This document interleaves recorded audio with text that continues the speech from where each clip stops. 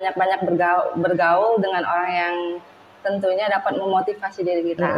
Jadi kalau saya ini memang dari keluarga itu memang mendukung dan mendorong sekali untuk saya terus berjuang menjadi seorang guru sampai apa yang saya fokuskan itu bisa tercapai. Seperti itu. Jadi jangan OVT, jangan terlalu OVT. Rumba.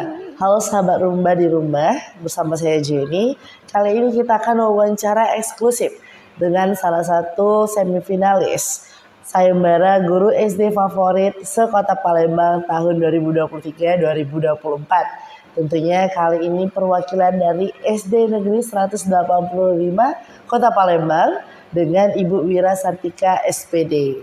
Halo Ibu. Halo Pak. Selamat pagi. Selamat pagi. Gimana Bu kabarnya hari ini? Alhamdulillah baik. Baik Bu ya. Ngajar Bu hari ini Bu? Hari ini karena lagi ada pesantren kilat, jadi anak-anak pada ada ikut kegiatan. Oh jadi ada kegiatan Bu ya Pak pesantren kilat ini. Ibu Wira ngajar kelas berapa Bu? Saya ngajar di kelas 6. Kelas 6 juga. 6B Bu ya? 6B. Sudah 3 tahun ngajar di kelas 6. Kelas 6. Guru killer nggak Bu? Kalau dikatakan killer ya kadang-kadang kalau namanya ngajar anak yang masa perubahan dari anak-anak menuju ke dewasa, menuju remaja, ya. Jadi ya remaja, jadi ya harus ada killer-killernya. Jadi jadi Bu ada apa namanya, ada ketegasan ya tentunya Bu ya, tapi tentu dengan ini batasan-batasan yang tidak berlebihan tentunya Bu ya. Karena kalau misalnya anak kelas 6 itu semakin kita marah terlalu ya itu apa namanya ya mereka bukan malah berubah sikap tapi malah ke benci mungkin ya kalau misalnya anak-anak masa perubahan seperti itu. Jadi ya ada kalanya marah tapi sambil mengayomi lah. Jadi lebih ke sahabat. Jadi apa namanya Bu, masa pubertas itu kan masa perubahan dimana egonya masih tinggi sekali itu Bu. Iya. Siapa aku? Nah, jadi masih merasa siapa aku Bu ya. Oh iya Ibu Wira, sudah berapa lama Bu mengajar sejak dari honorer sampai hari ini pengangkatan gimana Bu? Saya kerja di SD 185 Palembang ini dari nama SD-nya 209 dari 200-an jadi 100-an ya. Jadi ke 185 dari tahun 2012 sebelum saya lulus kuliah di 2013. Sebelumnya juga bukan menjadi seorang guru tapi masih menjaga perpustakaan. Oh, dulunya Bu ya. Dulu kuliah di mana Bu? Kuliah di Universitas PGRI Palembang. PGRI. Sebagai guru apa Bu? Sebagai guru, kalau sekarang wali kelas 6. Kalau dulu Bu ngambil jurusan apa Bu? Jurusan matematika. Tapi sekarang tamat tahun 2020 dari Universitas Terbuka ngambil jurusan PGSD. PGSD Bu ya. Jadi kurang lebih 5 tahun setengah Bu? Iya 5 tahun setengah. Enggak, kalau itu kan kalau ngambil UT itu hanya 1 tahun setengah, karena kita kan sudah dari kuliah matematika 4 tahun tambah 1 tahun setengah ngambil SPD SD. Jadi ada pembelajaran yang belum didapatkan pada saat kita kuliah matematika kan SD itu kan banyak yang psikologi anak ataupun pembelajaran SD yang lain. Jadi udah 5 tahun setengah kurang lebih pendidikan kalau diakumulatifkan Bu ya, ditambahin. Jadi kalau misalnya mau ke jenjang yang lebih tinggi lagi, saya juga harus kuliah ke jenjang yang lebih tinggi. Kuliah lagi tentunya Ibu. Gak apa-apa Bu, berarti kita harus selalu haus ilmu Bu ya tentunya. Karena di samping mengajar, guru itu juga belajar. Benar Ibu. Guru pun membutuhkan guru. Iya. Oh iya Ibu, tentu di 10 tahun perjalanan sebagai guru itu ada lika-likunya. Ada tantangannya, ada rasa bersyukurnya juga tentunya. Kalau boleh Bu diceritakan Bu, gimana awal mula Ibu bisa terjun ke dunia pendidikan sampai akhirnya menjadi seorang guru seperti sekarang. Oh iya. Jadi intinya pertama kali itu adalah dorongan ya, dari kedua orang tua. Kebetulan kedua orang tua saya ini adalah seorang guru, sekarang sudah pensiun, dua-duanya malah. Satunya sudah meninggal tahun kemarin di akhir tahun. itu orang tua wanita. Nah ini yang prianya ini sudah pensiun dari 2017. Sama juga itu dari SD sini 2018. Dua-duanya Ibu. Iya. Awal pertama kali saya nggak pengen jadi guru, jadi saya harus memilih sesuatu, tapi pilihan saya itu tidak bisa terlaksana dikarenakan ya namanya saya ini anak keempat, 6 bersaudara, kakak-kakak semua mau kuliah. Jadi ada orang tuh kayak gini, ada yang orang tuanya bisa menguliakan tapi anaknya tidak mau. Tapi kalau kami itu mau semua kuliah. Berebut Bu. Iya, berebut mau kuliah. Jadi yang orang tua kewalahan, tapi orang tua ini selalu menekankan kepada anaknya jangan sampai ada pemikiran kalian tidak mau ke jenjang lanjut, ke jenjang lebih tinggi. Biarpun kami kedua orang tua ini makan asam makan garam aja nggak apa-apa, asal kalian itu semua kuliah, karena berhasil nantinya, karena mereka tidak bisa mewariskan harta untuk kami, cuma pengetahuan saja yang bisa. Jadi kita harus punya pola pikir yang maju, karena kalau pendidikan itu bagi mereka dan bagi saya juga bisa menghasilkan apa yang kita inginkan. Jadi kalau uang itu kalau lama-lama cepat habis. Nah jadi mulai saya kuliah itu di tahun 2009, tamat di 2012. Saya udah mulai 2013 sudah mulai ikut honor-honor di sekolah walaupun gaji minim. Baru tahun 2018 itu baru ya? 2018 itu baru mulai gajinya agak tinggi. Kalau kemarin kan dari 250 sampai ke 1 juta. Di 2020 saya baru lulus ASN P3K di sini. P3K di 2021. 2021. Iya, di 2021 lulus ASN P3K. Ya memang saya dari dulu itu ditekankan kepada orang tua kalau yang penting kalian itu kejar karirnya dulu. Jadi nantilah yang namanya gaji. Tapi walaupun tidak memungkinkan, gaji itu memang dibutuhkan ya Bu ya. Tapi berkat dari kesabaran, terus dorongan dari orang tua yang dapat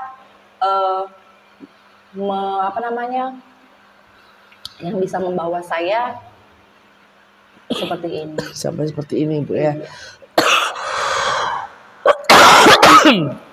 Sudah jedanya Bu ini. Jeda. Udah ulek keringat dulu Bu. Keringetan nih ini. Oh iya Bu, kita lanjutkan lagi Bu. Oke Bu, kita lanjutkan. Berarti udah ASN P3K 2021. Sudah kurang lebih 3 tahun Bu ya. Memasuki 3 tahun sekarang ya. Yang alhamdulillah juga penghasilannya ya bisa menghidupi. Tuh. Walaupun memang pengennya dulu sama seperti orang tua PNS, gimana ya, bagi saya kalau wanita itu nggak terlalu muluk-muluk lah, tapi ngelihat mereka sampai sekarang kan udah meninggal aja ada uangnya, terus tuh orang tua juga tidak menyusahkan. Saya kepengennya seperti mereka seperti itu. Tapi, alhamdulillahnya Bu ya. Oh iya Ibu, sudah sejauh perjalanan ini Bu, gimana Bu? Ada nggak Bu hikmah yang bisa diambil Bu dari perjalanan Ibu ini yang bisa Ibu pelajari? Oh ternyata kalau saya nggak nurut orang tua misalnya, mungkin nggak seperti sekarang atau apalah gitu Bu hikmah-hikmahnya. Iya betul sekali. Jadi belum tentu apa pilihan kita apa yang menjadi itu kita. Takdir kita itu ya memang yang terbaik buat kita. Jadi belum tentu pilihan saya kemarin kepengen jadi ini itu profesinya belum tentu yang bisa menjadikan saya sebersyukur ini. Terus banyak pembelajaran yang saya dapatkan seperti itu. Jadi terutama kalau saya memilih suatu profesi itu adalah waktunya kita bersama keluarga. Jadi belum tentu saya bisa sedekat itu dengan keluarga saya bisa memenuhi kebutuhan keluarga dari selain jadi guru, selain berprofesi di sekolah, tentunya saya juga itu memiliki karir di rumah kan. Saya sebagai istri juga seorang ibu itu dapat memenuhi kebutuhan mereka. Jadi kalau misalnya saya tidak menjadi guru, mungkin saya tidak bersyukur sekarang lah, tidak bisa apa namanya? Ya mungkin saya tidak bisa tidak ibu Bu ya, apa namanya, tidak bisa seperti sekarang. Iya. Kalau nggak nurut sama orang tua, belum tentu lebih baik dari seperti sekarang tentunya Ibu ya. Bu, 10 tahun mengajar, tentu berbagai macam karakter pasti Ibu hadapi. Bagaimana Bu kiat-kiatnya Bu, tipsnya menghadapi anak dengan berbagai macam karakter itu Bu, agar kelas tetap kondusif? Bagaimana Bu? Jadi menurut Ki Hajar Dewantara itu anak-anak itu harus diajarkan sesuai dengan kodrat alam dan kodrat zamannya. Jadi kalau kodrat alam itu dari lahir dia mempunyai suatu unik sendiri, terus juga yang bisa digoreskan oleh kita seorang guru. Jadi mereka itu punya keunikan sendiri yang harus kita bangun itu dari guru-guru yang kreatif. Yang kedua juga kita memperhatikan kodrat zamannya. Jadi kita mengajar itu harus sesuai dengan zaman. Jadi sesuai perkembangan zaman. Kalau sekarang kan perkembangan teknologi itu sudah melesat sekali ya. Jadi anak-anak itu bukan lagi Gen Z yang kita ajarkan, sudah generasi alpha. Jadi di mana itu mereka itu hidup berdampingan dengan teknologi. Jadi bermacam cara yang kita upayakan untuk dapat memfasilitasi mereka sesuai dengan kebutuhan mereka, sesuai dengan kodrat zamannya. Jadi Bu, terinspirasi dari Ki Hajar Dewantara tentunya Ibu ya, sesuai dengan lahiriahnya dan zamannya Bu ya. Lahiriah dan zamannya. Ibu pastikan anak-anak di kelas itu Bu memiliki berbagai macam karakter, berbagai macam kemampuan juga. Bagaimana kiat-kiat Ibu untuk terus mengembangkan kemampuan mereka? Ya, tentunya pasti ada yang di bidang matematika, ada di bidang olahraga, ada di bidang seni. Bagaimana Bu Ibu bisa mengetahui hal tersebut dan terus mendukung adik-adik itu untuk mengembangkan bakat dan minatnya Bu? Jadi intinya itu kita sebagai guru-guru itu adalah pamong atau penuntun. Jadi di mana anak-anak itu dibebaskan dalam artian sini itu bukan bebas semau mereka tanpa aturan. Jadi dibebaskan sekreatif mungkin, apalagi sekarang kan sudah zaman kurikulum merdeka tuh. Di mana pada saat evaluasinya juga kita membebaskan anak untuk dapat memilih apa yang mereka suka pada saat proses pembelajarannya. Jadi pada saat proses pembelajaran penilaian di kurikulum merdeka itu ada yang namanya anak-anak itu sukanya visual. Jadi pada saat evaluasinya menggunakan tulisan. Ada juga audio visual pada saat itu Jadi kita yang memfasilitasi. Jadi kita juga yang menyiapkan sumbernya untuk dapat menjadikan anak itu bisa fokus dengan apa yang mereka punya kayak itu. Jadi kita tidak memaksakan kehendak, tapi mereka harus dituntun tidak keluar jalurnya, tapi sesuai dengan kemampuan mereka. Betul sekali Ibu.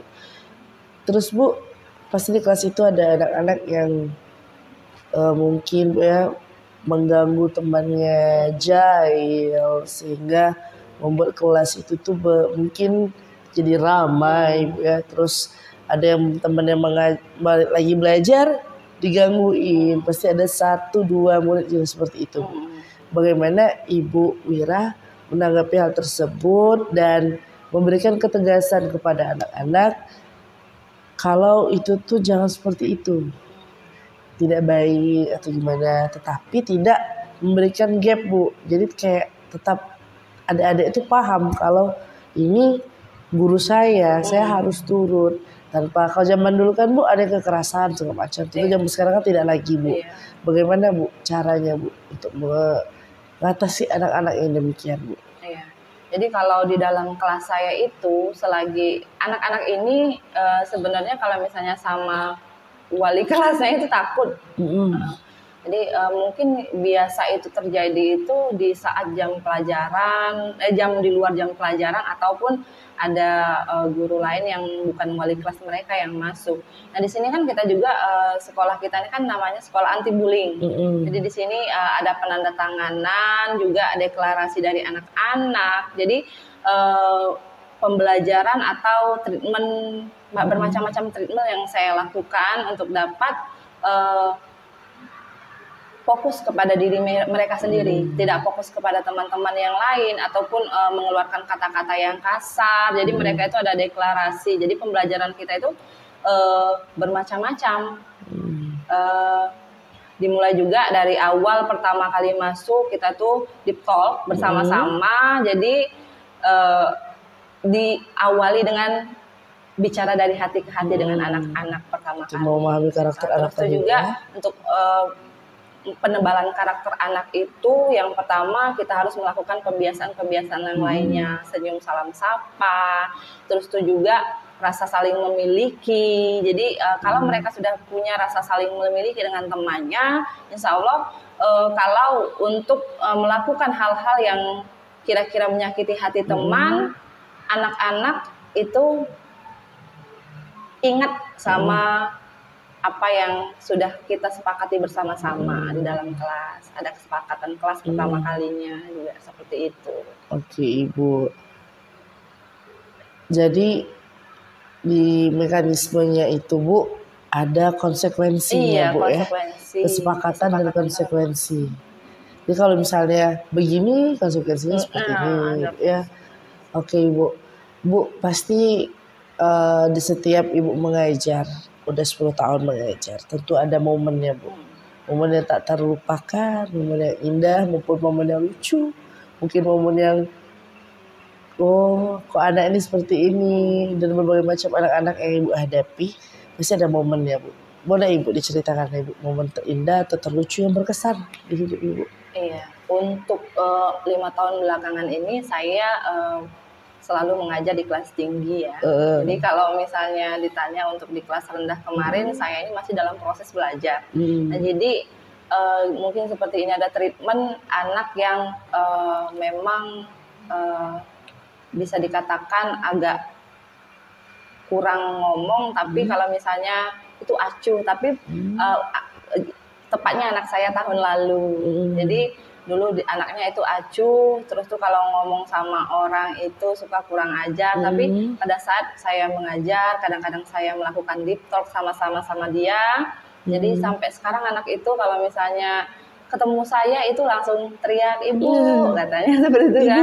Nah, Ibu. Kalau dulu ya cuma sama saya aja dianya mau. Kalau misalnya itu hormat, kalau saya lagi ada di tempat lain dia jauh langsung disamperin seperti itu. Itu enaknya jadi guru. Jadi apa namanya, kalau misalnya disalami anak itu rasanya, oh gini loh jadi guru. Oh ini adalah pekerjaan yang membuat saya itu merasa saya itu dihormati. Makanya sekarang itu saya mulai bukan sekarang sih, memang udah dari beberapa tahun yang lalu saya sudah mulai mencintai pekerjaan saya. Walaupun sebelum tahun 2021 itu ya, gajinya kecil ya. Jadi sebelum saya mendapatkan gaji besar, saya udah merasakan bahwa oh ini adalah pekerjaan yang tepat buat saya seperti itu. Jadi dengan hati yang ikhlas, dengan apa namanya perasaan yang senang dan mengajar anak itu akan menghasilkan suatu hasil yang bisa membuat kita bangga lah. Jadi melihat anak-anak sukses, melihat anak-anak yang ada kemajuan di SMP, SMA itu membuat saya tuh miss. Oh ini rupanya seorang guru itu berharganya itu di sini. Benar sekali.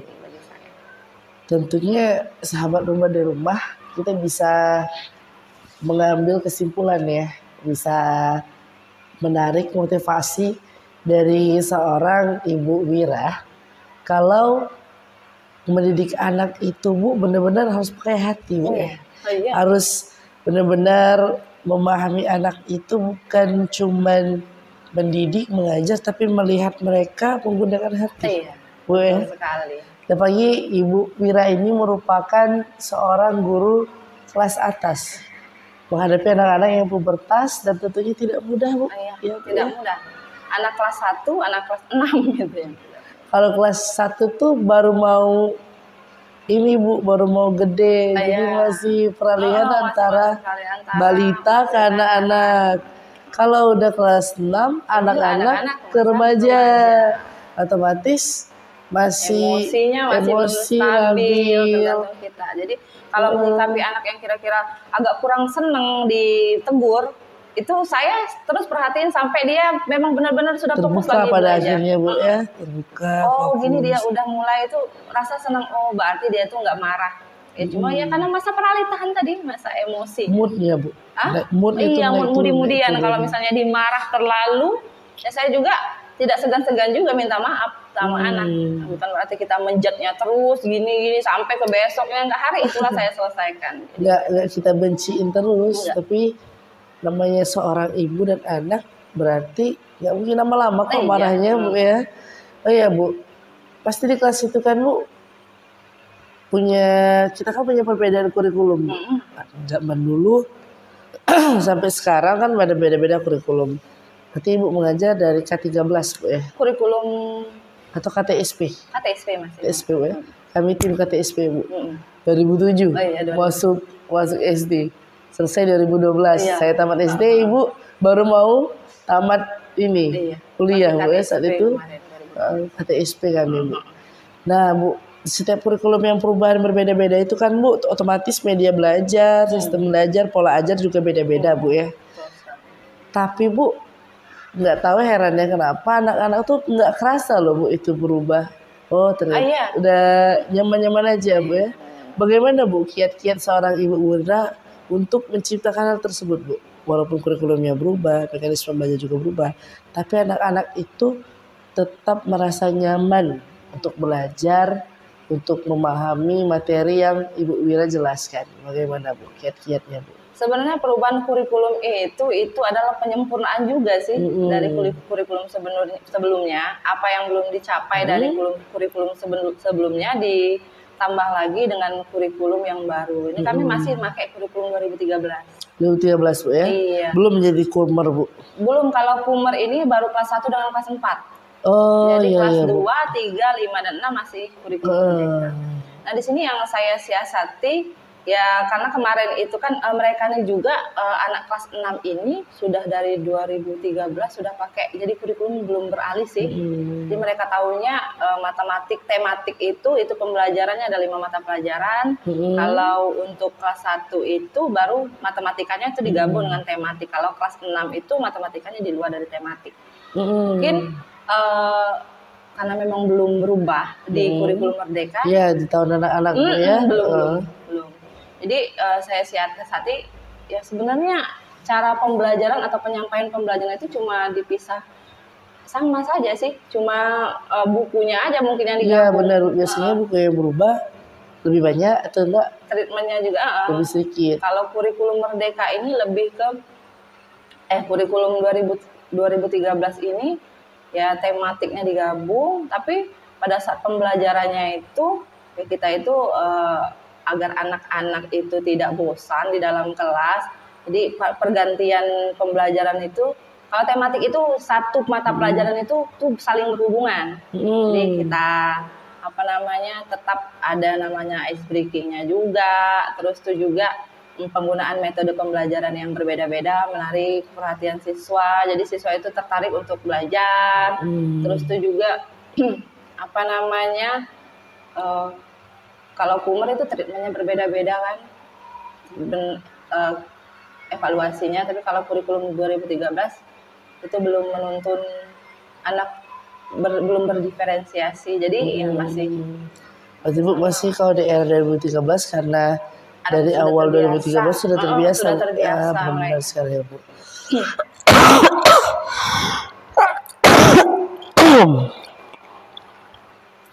Untuk media mengajar Bu, di sekolah ini khususnya kelas Ibu biasanya pakai media apa aja Bu? Kalau saya ini kan kalau kelas 6 ini banyak materinya tentang yang memang mengharuskan menggunakan media elektronik. Jadi mereka tuh audio, visual. Jadi saya sering menggunakan media PPT atau pembelajaran atau video langsung dari YouTube, video pembelajaran yang pastinya sudah kita saring dulu kira-kira Betul ya, Ibu. sesuai nggak sama pembelajaran yang disampaikan. Tapi di YouTube itu kan sudah banyak sekali apa namanya media pembelajaran audiovisual yang tinggal kita treatmentkan sama anak di sekolah. Jadi nggak susah mendapatkan itu, apalagi kita sudah memang zamannya dunia digital, anak-anak juga sudah kenal langsung dengan media yang seperti itu, jadi tidak terlalu susah. Mungkin penggabungan antara media nyata, terus media yang mereka bawa, konkret yang mereka bawa nyata, sama saya penggabungan dari audiovisual. Kadang saya juga diselipkan ice breaking di sana, terus itu juga pembelajaran interaktif seperti Malwall, apa namanya, ya banyak sekali lah. Jadi Ibu, kalau kita lihat dari penjelasan Ibu tadi, penggunaan teknologi itu bisa digabung Bu ya, dengan yang kita di offline tanpa harus main HP Bu. Iya, betul. betul. Bu, ya. Dan otomatis juga Ibu Wira harus belajar ini. Iya. Dan mencari inovasi terus setiap hari. Ya makanya tadi kembali lagi kepada apa namanya filosofia jadi tadi Bu ya, untuk sebagai penyemangat juga tentunya Bu ya. Dari zaman, kodrat alam dan zaman. Kita Benar juga sekali. harus sebagai seorang guru itu harus mengupgrade diri supaya tidak ketinggalan zaman lah. Karena kan kalau dulu kan pahlawan tanpa tanda jasa. Iya. Kalau sekarang pahlawan pencipta insan cendekia. Jadi pencipta sumber daya manusia yang pintar-pintar Bu. Otomatis gurunya harus pintar dulu. Iya, betul. Benar sekali itu Ibu. Baik, sahabat Rumba di Rumah, luar biasa sekali ngobrol bareng Ibu Wira hari ini tentunya. Ibu, tentu sahabat Rumba di Rumah itu sekarang ada yang lagi PPG, ada yang lagi kuliah FKIP, ada yang lagi honorer. Pasti banyak Bu ya. Kalau dilihat dari perjuangan Ibu dari honorer gajinya minim sampai sekarang udah lumayan. Dibilang maksimum belum, tapi lumayan Bu, tengah-tengah Bu ya. Kalau dulu itu sudah gajian itu langsung habis. Bis entah kemana. Beli jajan. Kalau sekarang kan ya ada nabung dulu Bu ya, tentu sekali itu Bu. Bagaimana Bu motivasi Bu untuk kami yang lagi berjuang ini Bu? Mengingat mungkin di era Ibu kuat-kuat mental orang-orang. Kalau Gen Z ini Bu, aduh, dikit-dikit mengeluh, capek, ini, itu. Sampai akhirnya kena mental, ini, itu. Kan banyak Bu ya di era sekarang. Karena mungkin faktor TikTok udah di mana-mana, sering mendiagnosa diri sendiri padahal seharusnya itu ranahnya psikolog. Akhirnya Bu ke distract, akhirnya nggak fokus. Nah, gimana Bu motivasinya agar kami anak muda ini tetap fokus dan cita-citanya, mengejar cita-citanya seperti perjalanan Ibu saat itulah. Bagaimana Bu motivasinya? Jadi kalau motivasi dari saya itu banyak-banyak bergaul dengan orang yang vibes positif vibes. Bu, ya? Jadi banyak-banyak bergaul dengan orang yang tentunya dapat memotivasi diri kita. Jadi kalau saya ini memang dari keluarga itu memang mendukung dan mendorong sekali untuk saya terus berjuang menjadi seorang guru sampai apa yang saya fokuskan itu bisa tercapai. Seperti itu. Jadi jangan OVT, jangan terlalu OVT, overthinking. Terus yakinlah semua proses itu pasti akan membuahkan hasil. Tidak ada yang sia-sia Bu ya. Jadi walaupun pada saat kita melaksanakan suatu pekerjaan itu instan, oh ini sia-sia, tidak ada yang sia-sia, pasti ada hikmah di balik sana. Jadi teman-teman bergaulah dengan orang yang selalu memotivasi. Berarti Bu hindari orang-orang yang negatif vibes. Iya, ya? Negatif vibes nggak usah yang sibuk ngomongin orang Bu ya. Itu Ibu. Jadi sahabat Rumba di Rumah, benar sekali kata Ibu Wira, kalau kita itu harus bergaul dengan orang-orang yang memotivasi Bu. Iya. Jangan yang dikit-dikit ngomongin orang. Akhirnya kita yang overthinking Bu ya, benar sekali. Seperti teman-teman lihat, Ibu Wira sudah mencapai cita-citanya nih. Tapi kita tanya dulu, kira-kira ada nggak cita-cita selanjutnya dari seorang Bu Wira? Ada nggak Bu? Pengen apa, jadi apa gitu selanjutnya? kalau ditanya keinginan saya, apakah saya akan tetap menjadi seorang guru, saya tidak akan merubah apa yang setelah saya pikirkan. Sudah dicapai, Bu, sudah ya? saya capai. Saya harus dapat menjalankan profesi yang saya jalani seumur hidup ini dengan sebaik-baiknya, dengan terus belajar, karena idealnya seorang guru adalah seorang pembelajar menurut perkembangan zaman. Jadi saya mungkin yang belum saya ini masih banyak sekali hal-hal yang belum saya gapai, seperti apa namanya, Apa itu, Bu? dalam pembelajaran. Misalnya apa namanya, terus ya upgrade inovasi tadi, Bu. Upgrade inovasi diri. Tapi kalau misalnya mau ke jenjang yang lebih tinggi, ya pengennya seperti itu. Tapi ya kalau ada rezekinya boleh ke jenjang yang lebih tinggi. Jadi sedikasi aja, Bu, Iya, ya. sedikasi aja. Tapi yang saya tekankan sekarang, saya hanya Fokus ingin menjadi fokus menjadi guru seorang yang guru terus upgrade skill-nya, Bu, ya. betul sekali. Terus untuk melakukan yang terbaik untuk siswa-siswa melakukan yang tentunya. terbaik. Pasti kan Bu, setiap tahunnya itu kita harus lebih baik, Bu. Ya, Bu, ya. Oke, baik sahabat rumah di rumah. Ibu Wira sudah mencapai titik terbaiknya di mana menjadi seorang guru, Bu. Kalau selanjutnya kan bukan suatu kewajiban lagi, Bu, ya. Kalau dikasih alhamdulillah. Kalau enggak ya tetap menjadi guru seperti inilah. Benar sekali. Baik sahabat rumah di rumah, semoga apa yang kami obrolkan ini tentu memotivasi sahabat rumah di rumah, yang dimana kita untuk selalu berpikir positif, melakukan yang terbaik, dan tentunya restu orang tua, Bu, ya. Restu orang tua dan dorongan orang tua itu tetap menjadi hal yang utama, menjadi bahan pertimbangan utama untuk kita meraih cita-cita kita. Baik sahabat rumah di rumah, jangan lupa like video Ibu Wira sebagai salah satu dukungan kita untuk Bu Wira lolos pada penganugerahan Sayembara Guru SD Favorit Sekota Palembang tahun 2003-2024. Semoga lolos Ibu, semoga sebagai segala cita-cita Ibu tercapai. Amin. Tentunya sehat selalu, Bu. Karena anak-anak masih sangat membutuhkan seorang Ibu Wira tentunya. Baik, sahabat rumah di rumah, saya Jenny dan kali ini kita bersama Ibu Wira. Kami pamit undur diri, salam rumah.